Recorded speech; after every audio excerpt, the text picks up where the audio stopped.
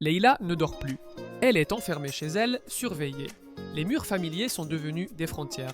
Elle imagine fuir, mais reste paralysée par la peur. Chaque nuit, elle rêve de liberté, mais le matin ramène la réalité. Les ombres dansent sur les murs, chuchotant des promesses de fuite. Mais la peur est un geôlier puissant, la retenant captive.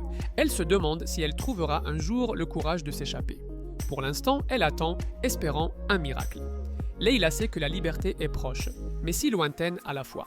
Elle ferme les yeux, cherchant la force dans ses rêves. Leïla répond moins, les échanges se raréfient. Yanis sent qu'elle s'épuise. Il reste impuissant, à distance. Il se souvient des rires partagés, des moments complices. Maintenant, le silence pèse et l'absence se fait sentir.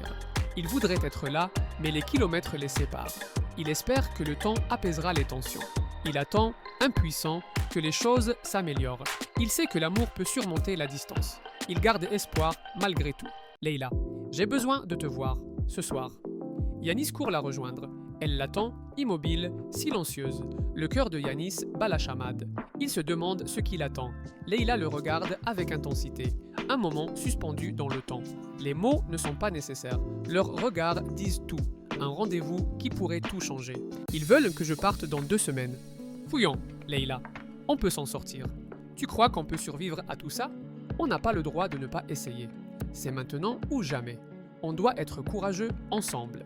On ne peut pas laisser la peur nous arrêter. On a déjà surmonté tant d'épreuves. Alors, qu'est-ce qu'on attend? Prenons notre destin en main. Leïla promet de réfléchir. Elle sait que Yanis attend, veille et perd l'appétit. Elle se sent tiraillée entre ses désirs et les attentes de sa famille.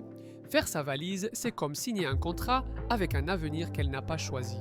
Yanis, de son côté, espère un signe, un mot, quelque chose qui lui redonnerait espoir. Mais Leïla se sent prisonnière, entourée de ceux qu'elle aime, mais qui ne comprennent pas. Elle se demande si elle aura un jour le courage de suivre son propre chemin. Chaque geste, chaque décision semble peser lourd sur ses épaules. Elle sait que le temps presse, mais elle hésite encore. Leïla regarde sa valise, puis sa famille, et se demande « Et si je faisais un autre choix ?» Elle sait que ce choix pourrait tout changer, pour elle et pour Yanis. Yanis reçoit un message. « Pardonne-moi ».